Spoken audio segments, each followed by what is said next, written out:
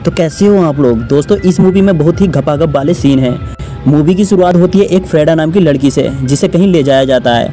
अब कहाँ ले जाया जाता है ये आपको वीडियो देखने के बाद पता चलेगा। कहानी फरीदा के फ्लैशबैक से दिखाई जाती है। ये समय होता है 1982 का। तभी हमें एक भोसड़ चौधरी को दिखाया जाता है और ये एक नंबर का पेलू होता है, क्योंकि ये नई नई लड़कियों को बुलाकर पहले उनकी पेंटिंग बनाता है और बाद में उनके साथ गांड मराई खेलने लगता है। भोसड़ चौधरी को पेंटिंग बनाते हुए फरीदा और उसका फ्रेंड देख लेते हैं। तभी वहाँ पर भोसड़ चौधरी की वाइफ आती है। वो भोसड़ चौधरी से कहती है, मादरचोद पेंटिंग बनाने के बहाने नई नई लड़कियों की लेता है, तुझे भड़ुए शर्म नहीं आती। जिस पर भोसड़ चौधरी अपनी वाइफ, जिसका नाम मैरीन होता है, वो उससे कहता है, मेरे काम में दखल मत देना वरना 1 साल तक तेरी लूंगा नहीं। ये सुनकर मैरीन चली जाती है। अब भोसड़ चौधरी अपनी औकात पर आ जाता है और उसकी मौसमी को चाटने लगता है। तभी भोसड़ चौधरी का मजा खराब करने के लिए फरीदा आवाज लगाती है और ये सुनकर भोसड़ चौधरी कहता है, कौन है यहाँ पर, मेरे सामने आओ, मार मार कर उगता हुआ चांद बना दूंगा। तभी फरीदा सामने आ जाती है। तभी फरीदा उससे कहती है, तू एक नंबर का भोसड़ चौधरी है। और वो जिसके साथ घपाघप कर रहा था वो उससे पूछता है, क्या मैं लोड़ू हूँ। अब फरीदा और उसका बॉयफ्रेंड, जिसका नाम झटिंगर होता है, झटिंगर फरीदा के तोते उड़ाने लगता है। फरीदा भी अपने पंख को खोलकर फड़फड़ाने लगती है। फरीदा जब अपने घर आती है तो वो अपने खरबूजों को ढकने लगती है और अपनी मोम को बातों में लगा लेती है। तभी फरीदा अपने झटिंगर फ्रेंड को वहाँ से निकाल देती है और फरीदा अपने डैड से पूछती है, तुमने शादी क्यों की थी। उसके डैड कहते हैं, ताकि तुम जैसी मैना दुनिया में आ सके। और आगे हमें दिखाया जाता है सारे परिवार वाले एक साथ फोटो खिंचवाते हैं। इसके बाद फरीदा और झटिंगर बस में कहीं जा रहे होते हैं। तभी अचानक से बस का एक्सीडेंट हो जाता है और फरीदा के फरकच्चे उड़ जाते हैं। और जब फरीदा की आंखें खुलती हैं तो वो हॉस्पिटल में होती है। डॉक्टर कहते हैं, अब ये काफ़ी दिनों तक चल नहीं पाएगी। तभी फरीदा अपने फ्रेंड से कहती है, मेरा झटिंगर कैसा है, कहीं उसके हथियार को चोट तो नहीं लगी। उसकी फ्रेंड कहती है, उसे काफ़ी चोट लगी है पर हथियार एकदम सलामत है। फरीदा को घर लाया जाता है। तभी कुछ दिनों बाद झटिंगर फरीदा के पास आता है और कुछ देर बात करने के बाद झटिंगर के हथियार में खुजली मचने लगती है। वो उसे किस करने लगता है, जिस पर फरीदा कहती है, मैं अपनी वर्जिनिटी तुझसे ही खुलवाऊंगी मेरी जान, पर मुझे छोड़कर मत जाना। तभी झटिंगर कहता है, मैं कुछ दिनों के लिए बाहर जा रहा हूँ, अपनी मौसमी का ध्यान रखना, किसी और से मत चटवाना। ये सुनकर फरीदा नाराज होती है और कहती है, कुत्ते की झाट मच्छर की शकल के, मैं बीमार हूँ इसलिए मुझे छोड़कर जा रहा है, जा मैं तुझे श्राप देती हूँ, तू अंडुआ ही मरेगा।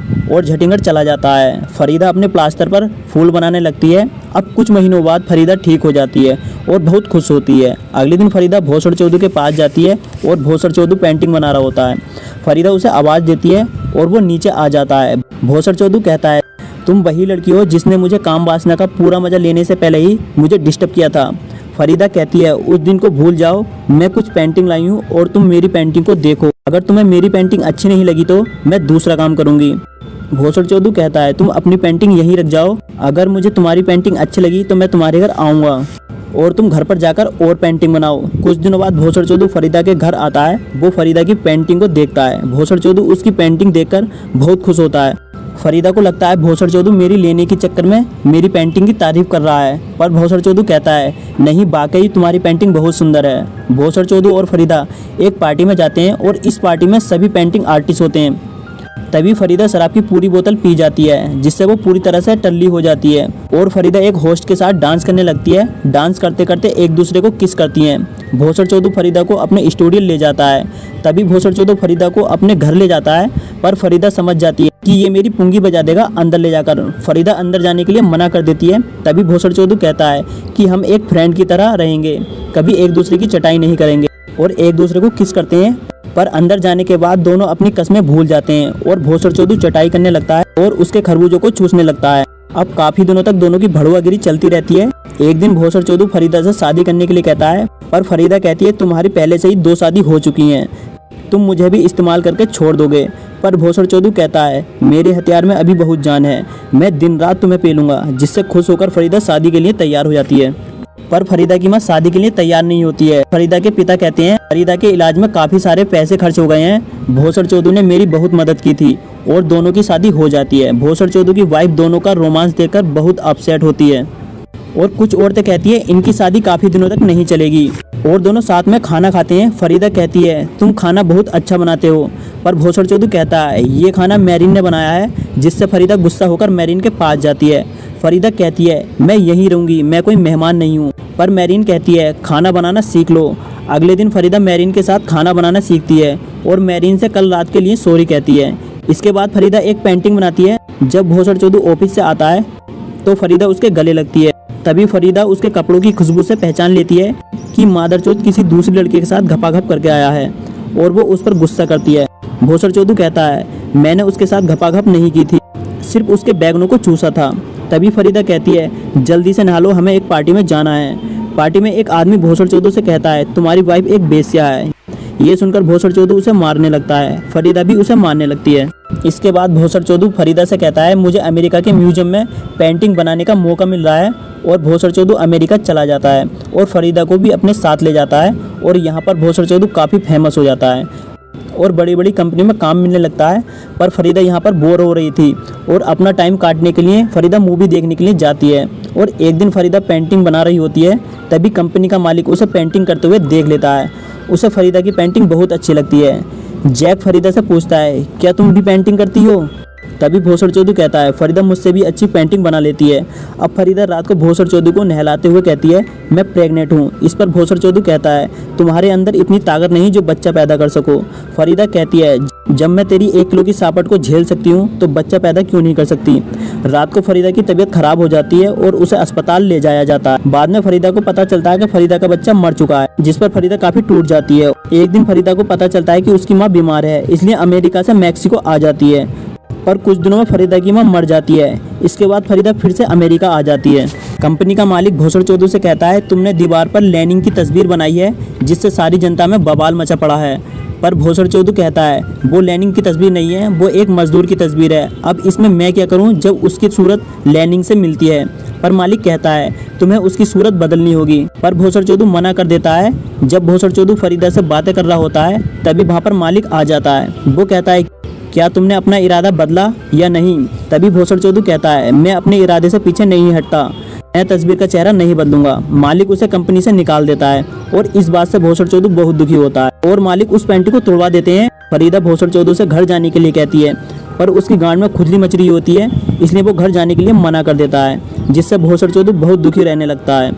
अगले दिन फरीदा अपनी बहन के पास जाती है और इसका नाम गंडीली होता है। गंडीली अपने पति से अलग रह रही थी। गंडीली कहती है, तुम तो रोज अपने पति के साथ दिवाली मनाती हो, पर मुझे बिना रॉकेट के ही सोना पड़ता है। तभी फरीदा कहती है, तुम मेरे घर चलो, वहाँ पर मेरे पति के साथ स्टूडियो में काम को देखना, वहाँ पर मेरे पति के स्टूडियो को संभालने में उनकी मदद करना। गंडीली फरीदा के साथ चली जाती है।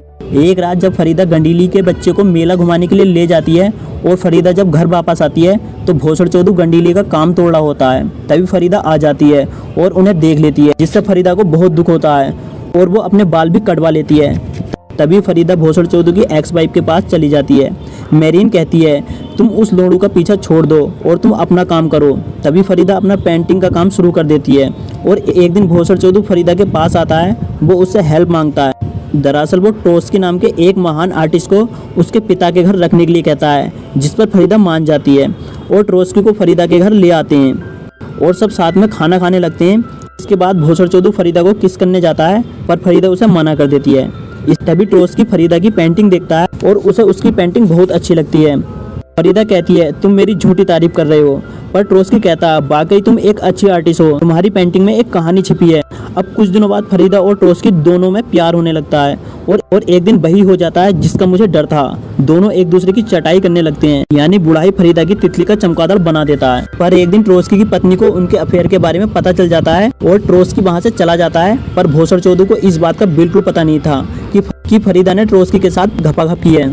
पर फरीदा बता देती है कि ट्रोत्स्की की पत्नी को पता चल गया था, इसलिए वो ट्रोत्स्की को लेकर चली गई। भोसड़ चोदू कहता है, तुम्हें वो बुढ़ा ही मिला था टपाटप करने के लिए, तुमने मेरी झांटों को सुलगा दिया है। तभी फरीदा कहती है, तुमने भी तो मेरी बहन के साथ अपनी ऐसी तैसी की थी।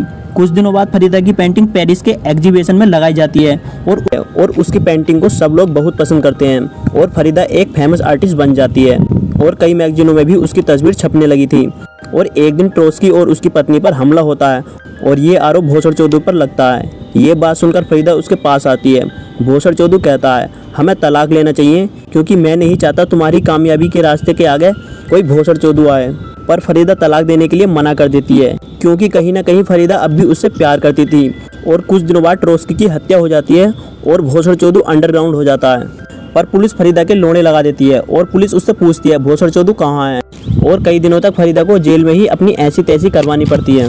पर पुलिस उसे छोड़ देती है क्योंकि फरीदा ने तलाक ले लिया था और अब भोसड़ चौधरी से कोई मतलब नहीं था और फरीदा की उंगलियां कट चुकी थीं। तभी वहां पर भोसड़ चौधरी आ जाता है और वो फिर से शादी करने के लिए कहता है, पर फरीदा कहती है मेरे अंदर बहुत सारी बीमारी है, मैं तुमसे शादी नहीं कर सकती। भोसड़ चौधरी के ज़्यादा जोर देने से उनकी फिर से शादी हो जाती है। फरीदा और ज़्यादा बीमार होने लगती है पर पेंटिंग बनाना नहीं छोड़ती। फरीदा को बहुत सारी बीमारी हो जाने की वजह से उसे बहुत दर्द होता है, जिस वजह से उसे पेन किलर दिया जाता है। और एक दिन फरीदा कहती है, जब मैं मरूं तो मुझे दफनाना नहीं, मुझे जला देना है, क्योंकि सारा जीवन मैंने ज़्यादातर बेड पर ही गुजारा है और मैं नहीं चाहती मरने के बाद बेड पर ही रहूं। फरीदा एक एग्जीबिशन में जाने के लिए कहती है। पहले तो भोसड़ चौधरी मना कर देता है पर वो उसे ले जाता है और सब लोगों को उसकी पेंटिंग बहुत पसंद आती है और उसके वादे के मुताबिक उसको जला दिया जाता है और मूवी यहीं पर एंड हो जाती है। दोस्तों, अगर आपको यह स्टोरी अच्छी लगी तो प्लीज़ चैनल को सब्सक्राइब करना ना भूलें। अगर आपको कोई भी सुझाव देना है तो प्लीज़ कमेंट में ज़रूर लिखें।